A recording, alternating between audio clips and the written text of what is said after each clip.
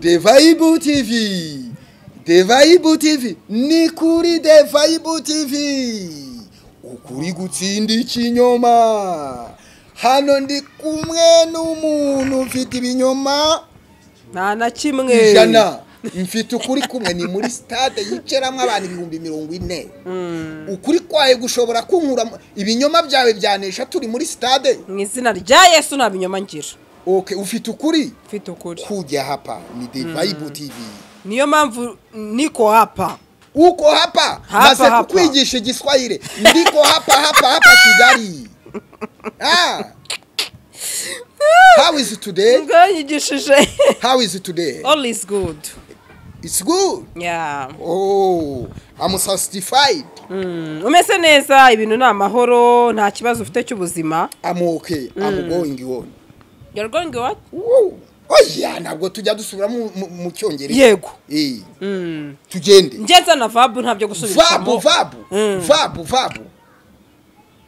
Iyo mama gayo ukabona nitabye mba ndimo ndashaka umukati.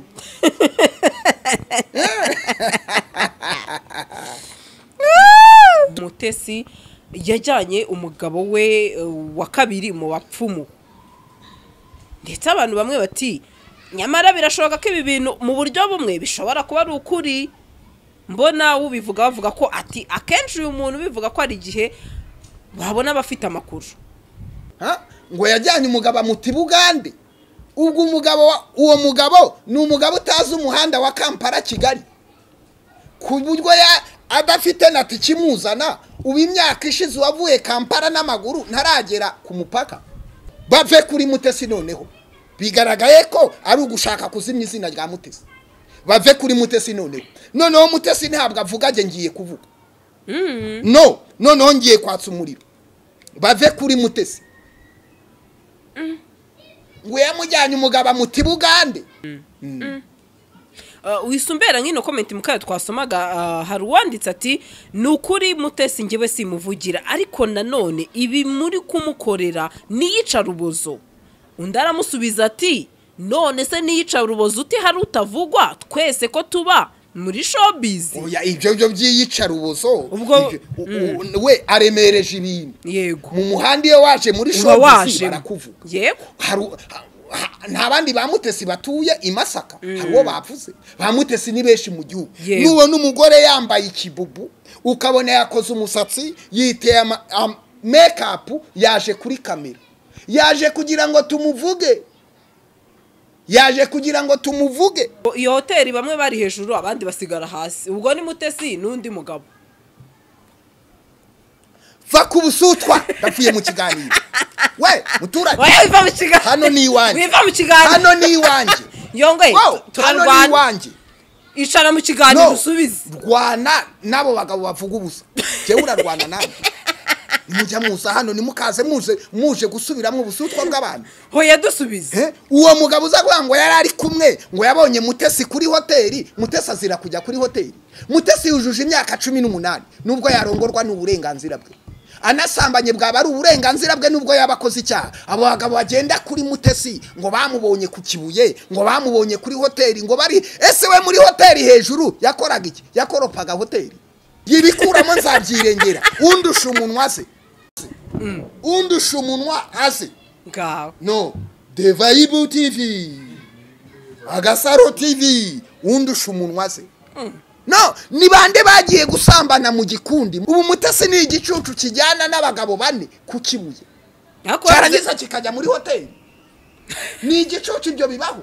Si yambariye umugabo busa. Mwabonye ifoto ya Mutesi ari gukuramo inda. Mwabonye ifoto ya Mutesi yi na amagambo nukuryoshya showbiz azabagaburira iteka. Azagaburira abantu iteka. Nawe ari kukugaburirega. Inde? Wowe. Yagiye arangaburira ari ushinzwe kumugaburira. Ndi kumukiza imyanda abantu bari kumusiga.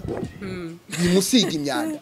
Ariko se reka nkubaze aposo yo. Ko numva ucitse intege ubundi uri mu ruhande rwa. Ngo mwimusiga imyanda. Banza wumve. Mufitanye beef nawe. Ngukosorere hano noneho bibesaka. Ndabona nta nabantu bari kutubona. Mufitanye beef. Ibyo bintu bibaye ari byo ko ari umwana yajyanye akabura. Waba ushaka kuvuga ko Mutesi atamba abantu? ugashakire mugenzi wawe cyamufunga uburoko ni bubi ntugashakire mugenzi wawe cyamushyira muri gereza ntuzice sitati nimubona Mutesi mumuvuga yaciye inzira genzi Mutesi ashonje yambara umva yambara udutambaro tw'incabari nzi Mutesi yambara wumvise yambara udutenge twa bodaboda ibibugu bya Mutesi byagushije abantu kumwafunga igitambaro byagushije abantu kuba Mutesi azi byagushije abantu ukanareba ko ari byo ubifitiye ubushakashatsi none nuzo ukavuga ibintu bikomeye ngo ufite na episode n'igice cya kabiri bana bati bya bintu nibyo kindi nanone kibabaje aba bantu baba bafite uturi kodi boherereza abantu intambara zabo turazisoza gute nyine uravugana n'umuntu akumvazanya kari kodi ko mu myaka 5 ishize 2-3 nkeka rero ko ari ikibazo gihari na showbiz nivugwa abantu bageraho bayisoreza kuki se umuntu umwe yahera ku wa mbere ku wa gatandatu ari uzana ibintu by'umuntu aturushije itangazamakuru twarashinze ibigo by'itangazamakuru byangaje abakozi aturushije itangazamakuru dutanga umusoro tubizi bamwe barabyize bafite na ntuza nukubanza kureba aka kantu nagaki niki kibirimo kuki ushobora gutara amakuru ya poso yo buri gihe ukaba ari wowe uzana episode ya mbere n'iya kabiri n'iya gatatu ya poso yo aposo yo ngo yagwa mu kibazo ukarewe watsa umuriro kuruta abandi egari cyari egari hari icyo mwapfuye mu ibanga twasanga se ahubwo yaramusabye akamubwira ati toka satani ndi umukozi w'Imana Vibe TV ni kuri de Vibe TV ukuri gutsinda ikinyoma hano ndi kumwe n'umuntu ufite ibinyoma na kimwe ijana mfite ukuri kumwe ni muri stade yiceramwe abantu 40,000 ukuri kwaye gushobora kunkura ibinyoma byawe byanesha turi muri stade mu izina rya Yesu na binyoma ngira okay ufite ukuri kujya hapa ni de Vibe TV niyo mpamvu niko hapa uko hapa maze kukwigisha igiswahili ndiko hapa Kigali how is it today ngayigishije how is it today all is good it's good yeah oh I'm satisfied umeze neza ibintu na amahoro nta kibazo ufite cy'ubuzima I'm okay I'm going on you're going what oya ntabwo tujya dusubira mu cyongereza yego tugende ngeza na vabu ntabyo gusubiramo vabu iyo umamagaye ukabona nitabye mba ndimo ndashaka umukati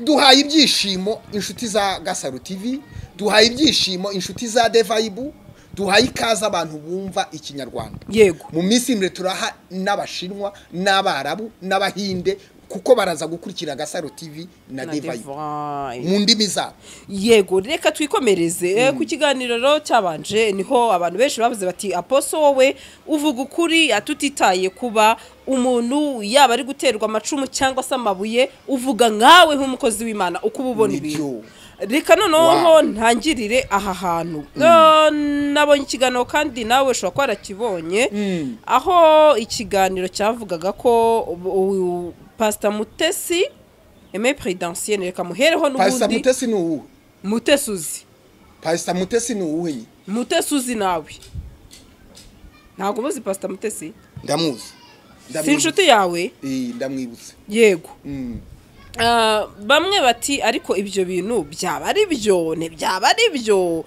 ari iby'imihanda ati noneho ko byaba biteye ubwoba aho ikiganiro harimo ibyavugaga ko Mutesi yajyanye umugabo we wa kabiri mu bapfumu ndetse abantu bamwe bati nyamara birashoboka ko ibi bintu mu buryo bumwe bishobora kuba ari ukuri mbona ubivuga bavuga ko ati akenshi uyu muntu bivuga ko ari igihe wabona abafite amakuru kugira ngo tubashe kwanariza inkuru tubanza kumenya uwayivuze uwayivuze rero ubundi wamenya ko umuntu yagiye mu bapfumu gute muba mwarajyanye kandi yavuze ko Mutesi yabimubwiye yabibabwiye ikimenyetso cy'uko yabimubwiye ni iki ega iyo mu rubanza ntabwo hatsinda ukuri hatsinda ibimenyetso ibimenyetso by'uko yamubwiye ko yajyanye umugabo mu bapfumu tubimubajije yabiduha nta bihari. Ibimenyetso by'uko yataye umugabo nk'uko bivuze ni ibi. Umugabo se baramuta ngo yajyanye umugabo amuti Bugande. Ubwo uwo mugabo ni umugabo utazi umuhanda wa Kampala Kigali ku buryo adafite na tikimuzana. Ubu imyaka ishize wavuye Kampala n'amaguru ntaragera ku mupaka. Ibyo abantu bagiye babyumva. Abantu tubwira muri showbiz bafite ubwenge, baratekereza, ni bazima, bazi kwikorera narize. Uwambwiraga umugore yanjyanye Buganda arana. Ubu si imyaka ishize uwo mugabo ntarabona ibihumbi 50 byamukuri Bugande by'amashiringi. Nta muvandimwe bafite yahamagara ati nimungurire tike Nyabugogo. Jewe nomero yanjye ntiba mu kiganiro ntiyampamagara tuzangurire tike yongwe numvura umukozi w'Imana. Bave kuri Mutesi noneho bigaragaye ko ari ugushaka kuzimya izina rya Mutesi. Bave kuri Mutesi noneho Mutesi ntabwo avuga je ngiye kuvuga.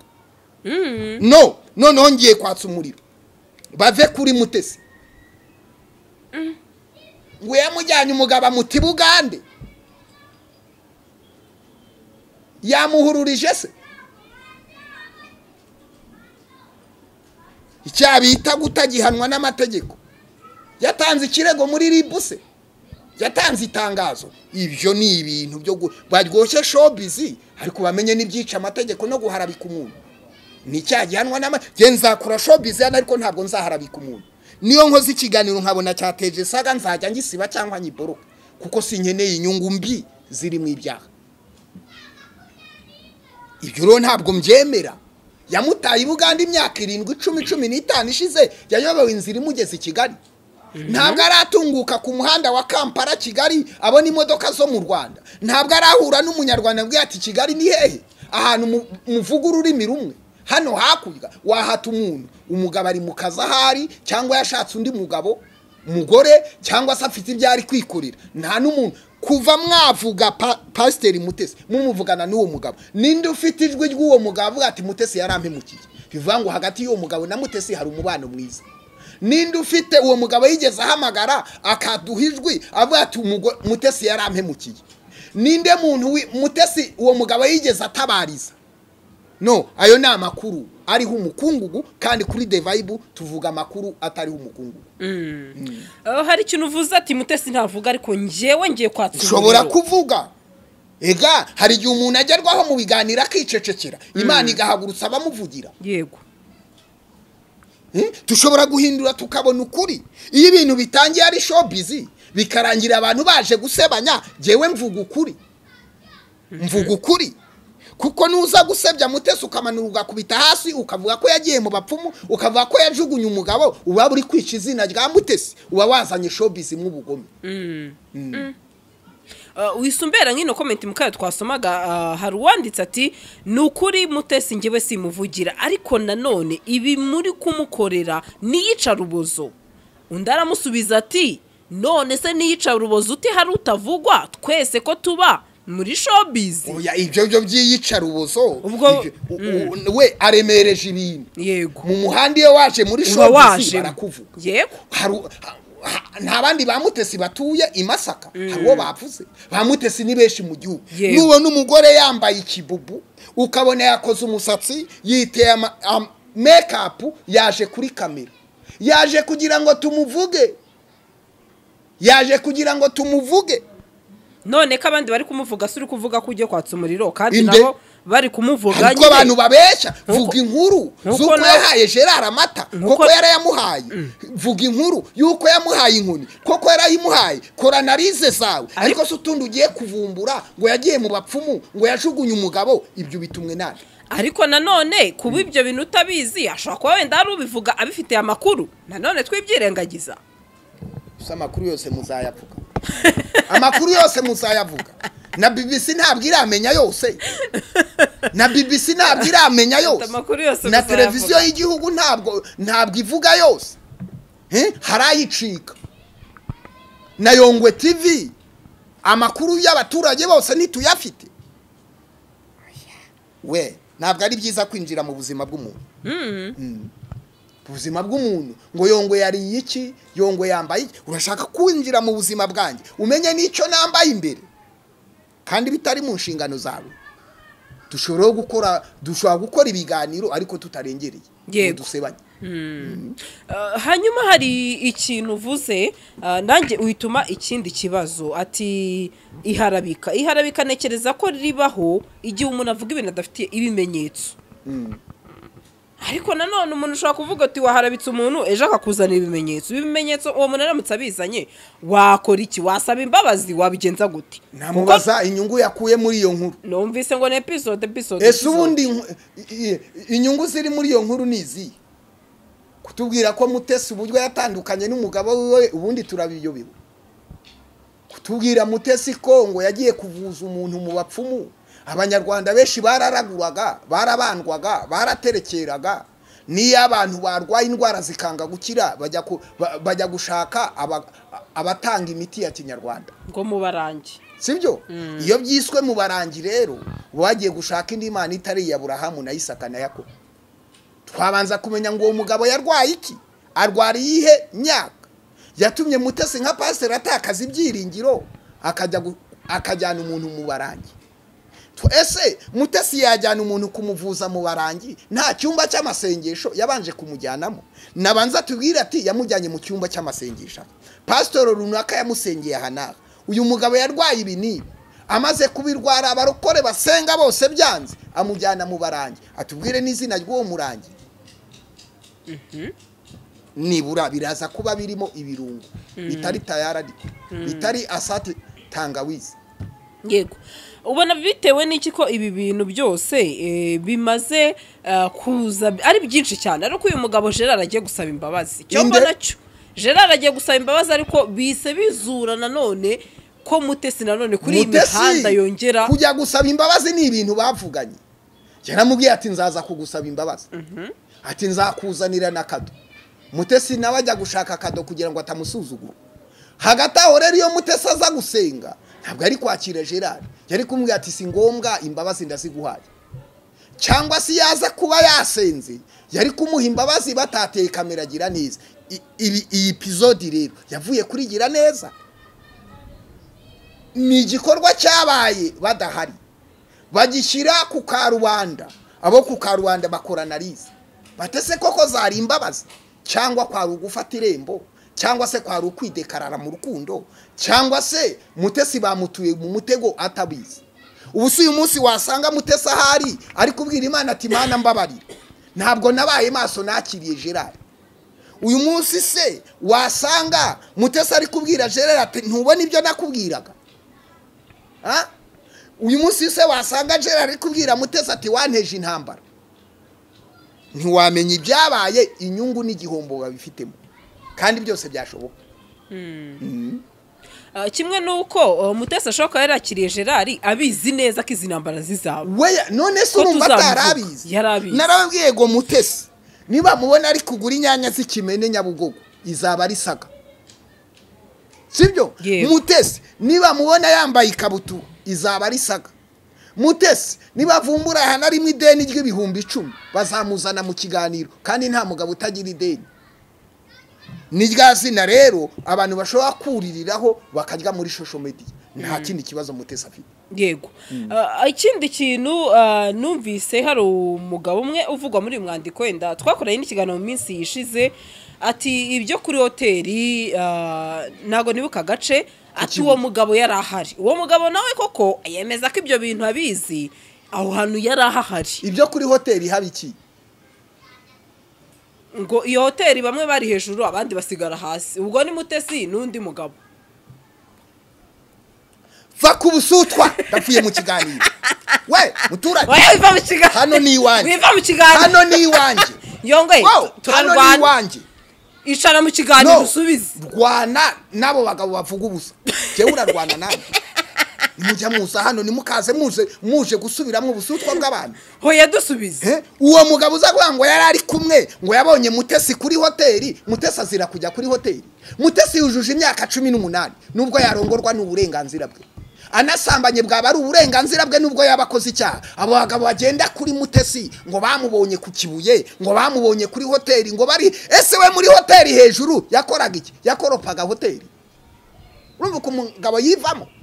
Ubu Mutesi ni injiji ishobora gufata umugabo bakundana bakajyana muri hoteli ku Kibuye. Ariko icyo gihe ngo bari benshi kwigendane yarangiza agapakira korode agapakira korode agapakira timamu agapakira pasiteri Faraswa agapakira n'abandi. No yibikuramwo nzabyirengera. Undusha umunwa se undusha umunwa ase ngaho. No Niba TV Agasaro TV undusha umunwa se. No ni bande bagiye gusambana mu gikundi mu muco ntibibaho. Ninde muntu ubu Mutesi yabwiye ati mama ubwo bishaka kuba ko na timamu yari ari kumwe n'umukobwa, bishaka kuba ko na Faraswa ari kumwe n'umukobwa, bishaka kuba ko nuriya yabivuze ari kumwe n'umukobwa na Mutesi ari kumwe n'umugabo. Ubu Mutesi ni igicucu kijyana n'abagabo bane ku Kibuye cyarageza kikajya muri hoteli. Ni igicucu ibyo bibaho. Wow, jewe narize yanjye iranditse ngo 0,0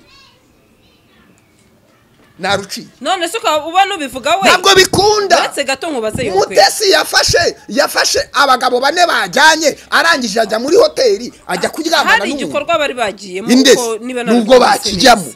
Ariko kuryamana gufata Mutesi nk'umuntu w'umukaritasi. Njyewe se kuki ushaka gufata Mutesi abantu bashaka gufata Mutesi none se wakoze ikiganiro ntabwo avuze ko baryamanye wabyumvise nabi. Ariko iyo ubuza turabizi n'umutima wanjye urabizi hari icyabavuze. Ushaka kwerekana abantu yuko se ufitanye gahunda mwakoranye ibyaha mufitanye amabanga. Nta mabanga ahari sibyo. Ahanyuze urukundo ntihaca amahane, ahanyuze ibyishimo wumvise, ahanyuze ibyishimo byo mu buriri ntabwo haca induru. Gusebanya, kubesheranya, gusebanya, kwitera umupira muremure, kugaragaza kuri karasi, ibyo ni ukugira ngo umuntu agaragare ko akomeye. Ariko ntabwo ari byo. Ntabwo umugore umwe ashobora guhuza inama n'abagabo bane bo kujyana ahantu kuri hoteli umugore yemere gusanga. Ibyo mu muco ntibibaho n'uruca abantu. Ibyo rero ntibibaho. Ibyo byakwemera umuntu w'injiji ariko ntibyakwemera umuntu nkanjye. Umuntu nkanjye ntabwo nabyemera. Ntuze kunyereka ko Mutesi ari umugore w'igihubuka wicara agafata ibyemezo. Ntuze kunyereka ko Mutesi ibi bintu byose anyuzemo. Ifoto mwabonye ni iyihe? Mwabonye ifoto ya Mutesi ari gusomana? Mwabonye ifoto ya Mutesi yambariye umugabo ubusa? Mwabonye ifoto ya Mutesi ari gukuramo inda? Mwabonye ifoto ya Mutesi yihe? Ni amagambo, ni ukuryoshya showbiz. Azabagaburira iteka, azagaburira abantu iteka. Nawe ari kukugaburirega inde wowe yagiye yarangaburira ari ushinzwe kumugaburira. Ndi kumukiza imyanda abantu bari kumusiga. Nimusiga imyanda. Ariko se reka nkubaze aposo yo ko numva ucitse intege ubundi uri mu ruhande rwabo ngo mwimusige imyanda. Banza wumve mufitanye bifu nawe ngukosorere ngukosorere hano noneho bibesaka. Ndabona nta nabantu bari kutubona mufitanye bifu. Nago Pastor Mutesi dufite bifu pe na bifu nimwe dufitanye uriya mubyeyi nta n'ikintu. Wowe suremera ibyo mvuga? Ntekereza ko oya sobanura ibintu bemera ibyo mvuga. Ye abantu baza kuri The Vibe bagomba kuba bafite vibe bemera n'ibyo. Reka mbisobanure yongwe. Bisobanure. Nekereza ko ariko shiri mu ndabona. Oya banza wumve yewe nabi ubwo bwagufasha shiri mu nuko wenda nashaka kubisoma. Nabo kwa dufitaye bifu. Oya zamura vabu. Ntabwo nafite bifu. Zamura vabu ko ntari kukumva ari. Umva icyo nkubaza. Technicien mu byukuri muzamure mikoro. Mu byukuri nemera ko nkanje ariko yego ni ibyo bintu byaba byarabayeho muri abantu bakuru ntago ari ibintu byo kwivuga. Ni wumva aki niko nge mbyemera aki ntago nge naza ngo yongwe twararyamanye. Imana ikora igitangaza. Ntukabura umwana w'umuhungu. Oya niyo byaba ari nabyo. Ntukabura abahungu. Jewe nago naza hano ngo mvuge. Ntukabura Agasaro TV, ntukabura umuco mu Rwanda, ntukabure discipline aho ikenewe, ntukabura ijambo mu ruhando rw'abagore. Nago narasambanye n'umuntu. Abagigamanye baza kubivuga muri kamera. Ngo mbivuge kuri kamera. Uretse na kamera n'inyuma ya kamera sinavuga twarasambanye. Icyo ni igikorwa kibanga abantu bakoze mu ibanga. Nubona umuntu ajaga kwita cererigo naryamanye na naka nta no gusomana kuba kwarahabaye. Nubona umuntu aje akavuga ngo naryamanye na naka no gusomana biba bitarabayeho kuko abaryamanye ntibabivuga ni igihango cyo mu maraso rwose. Hanyuma hari ikindi kintu niba warakwiye iki kiganiro ngo hari umwana yatwaye n'umukobwa n'umuhungu n'umwana yatwaye ibugande none hari abanditse comment bati none se turibaza ibyo bintu bibaye ari byo ko ari umwana yajyanye akabura waba ushaka kuvuga ko Mutesi atamba abantu none se uwo mwana ahubwo twakibaza umwana yarabuze na nubu yarabuze nyina w'uwo mwana ntazi kuririmba urwego rubishinzwe nyina w'uwo mwana inzego z'umutekano iwabo ntazihari nyuma y'uwo mwana yagiye kuregera uwo atararegera ibyo ni amagambo ni ya magambo hano mu Rwanda umwana w'umukobwa yagiye Buganda akabura gute umwana w'umukobwa nyina ntagira nomero ya Mutesi ibyo ni ya magambo ntugashakire mugenzi wawe cyamufunga uburoko ni bubi ntugashakire mugenzi wawe cyamushyira muri gereza ntuzice sitati nimubona Mutesi mumuvuga yaciye inzira genzi Mutesi ashonje yambara udutambaro tw'incabari nzi Mutesi yambara wumvise yambara udutenge twa bodaboda ibibugu bya Mutesi byagushije abantu kumwafunga igitambaro byagushije abantu kuba Mutesi azi byagushije abantu reka nivugire baba mufitiye n'ishyari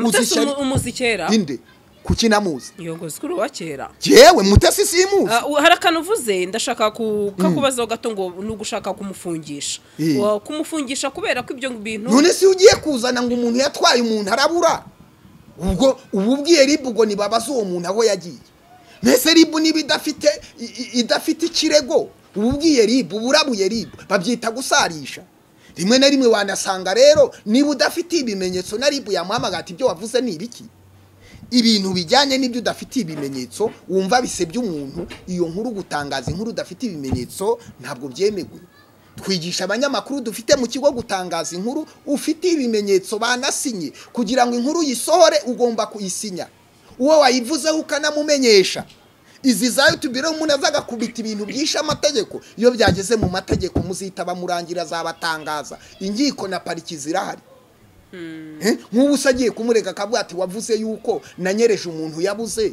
akavuga ati umuntu wambeshye nguyu ni ijyaha gihanwa n'amategeko kandi nta muntu uri hejuru y'amategeko mujye mubimenya cyane nta n'umuntu ribu yatumye muri ibi ntimukajye mugira umuntu mutinya ngo mwumve ko hari umuntu ribu ntituma abantu gusebanya inzego zacu zikora neza ibyo umuntu avuze arabyirengera nta n'umuntu wagiye kurega umuntu abe ngo kugureze naka nitukwakira no abanyarwanda turangana imbere y'amategeko cyane iyo ureze barakurenganura iyo baguharabitse nikigira gutya ahubwo jewe nkeka abantu bamwe nibazi ko ibintu byica amategeko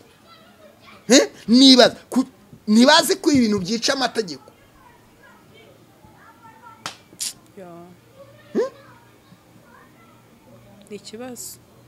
ni ikibazo showbiz ni nziza ariko mugani ushobora kuvuga ati yongwe ndabizi ni urugero ngiye gutanga ati yishe umuntu aha naha mu by'ukuri wamugana ugasanga ni ikintu gishobora gutuma umuntu yagira iki yanafungwa ibyo bibaho ibyo bintu biba birimo ibintu byinshi urabanza ukareba ugatekereza ibyo ndi kuvuga ku muntu ubundi nibimugeraho biragenda gute ukanareba ko ari byo ubifitiye ubushakashatsi none nuzi ukavuga ibintu bikomeye ngo ufite na episode n'igice cya kabiri abantu bati bya bintu nibyo kindi nanone kibabaje aba bantu baba bafite uturi kodi boherereza abantu intambara zabo turazisoza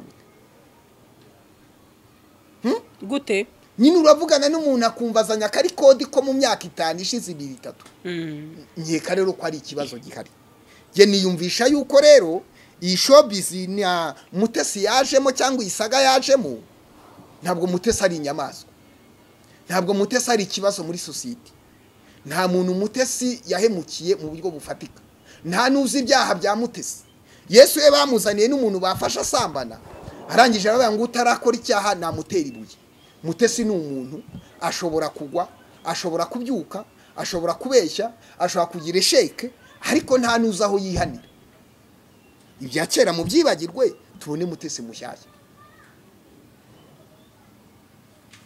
erega kuba utavuga ibyanjye si uko ndi intungane cyangwa kuba ntaza ngo mvuge ibya Yongwe si uko nawe ukora ibyiza gusa sibyo se uyu munsi wenda kuba havugwa bibi by'umuntu runaka nuko wamugana ari izina rigari nyine ari muri showbiz nuko nyine bimeze ariko twese tugira impamvu ariko ya uruhande rwiza n'urubi ya showbiz nturebe ikintu gishobora guteza ikibazo umwana wanjye nturebe ikintu gishobora guteza ikibazo umugabo wanjye nturebe ikintu gishobora guteza ikibazo umukobwa akazasaza atabonye fiyase abantu bakwita indaya bakabizana mu kibuga ukazabura amahirwe wabaye indaya utarasambanye umuntu ashobora kukwangiza abandi muri showbiz abantu bakakwanga ugahinduka ikibazo umva wajya ugenda ukajya ukumvurije na showbiz nivugwa abantu bageraho bayisoreza kuki se umuntu umwe yahera ku wa mbere ku wa gatandatu ari uzana ibintu by'umuntu aturushije itangazamakuru twarashinze ibigo by'itangazamakuru byangaje abakozi aturushije itangazamakuru dutanga umusoro tubizi bamwe barabyize bafite na ntuza nukubanza kureba aka kantu nagaki niki kibirimo kuki ushobora gutara amakuru ya poso yombi buri gihe ukaba ari wowe uzana episode ya mbere n'iya kabiri n'iya gatatu ya poso yombi aposo yengwe yagwa mu kibazo ukarewe watsa umuriro kuruta abandi egari cyari egari hari icyo mwapfuye mu ibanga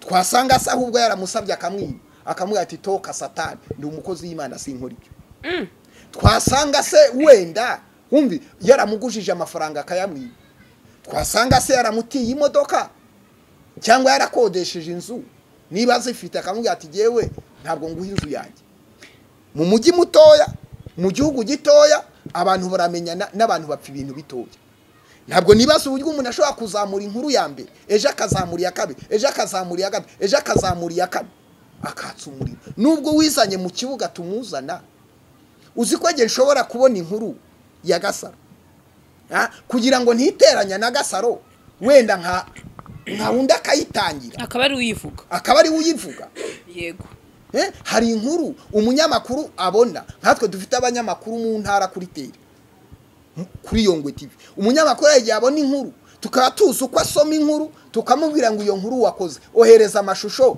isome naka ayikorera ubugororangingo kugira ngo itaza kuduteranya na nyirayo itaza no kuduteranya n'urwego rubishinzwe akaba ari wisoma noneho kuki wowe uza inkuru z'umuntu ari wowe uzisoma buri gihe no muzi kuruta abandi utara amakuru y'inyamirambo ya buri gihe kuki utatara ya Kicukiro utare nayo mu Gatenga aho habarimwe ikibazo rero kihariye abantu baraza kubona ko mufitanye ibibazo abantu baraza kubona ko urwanya umuntu na wa muntu nawe aramona yuko umugendaho aho rero niho abantu bagomba gutekereza niho hari ikibazo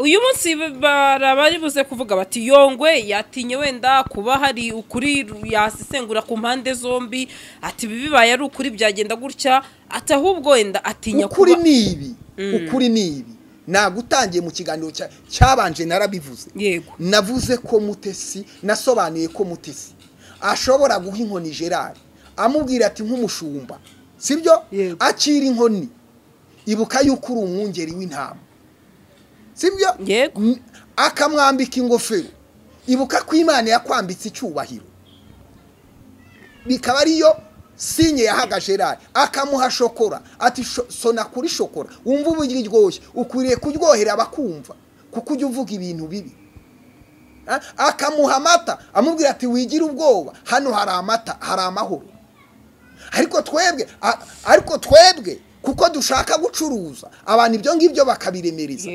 bakabiremereza kuko bidekaraye nta nuzi ko Gerard divorce yayibonye nta nuzi ko Mutesi yamwemera nta nuzi ko Gerard nawe ni umugabo w'igihangange utoroshye nta nuzi ko Gerard yakwemera Mutesi ibyo rero ntawe ubukwe bwemerwa bagiye kwa pastor ngo uzadusezeranye ko batampamagaye babimbi Mutesi tuvugana Gerard nige wamuhaye ubwarimu yabaye mwari yabaye iwacu muri Horebu Gerard wasanga dokima yanditseho zo muri Horebu yabaye umuvuga butumwe iwacu aba mwarimu nige wamuhaye ubwarimu mpagara mu rusengero ari umuvuga utumwe volontaire nabangubaye mwarimu mu itorero mu intebe yo kwicaraho ku ruhimbi ibyo yabimbwira.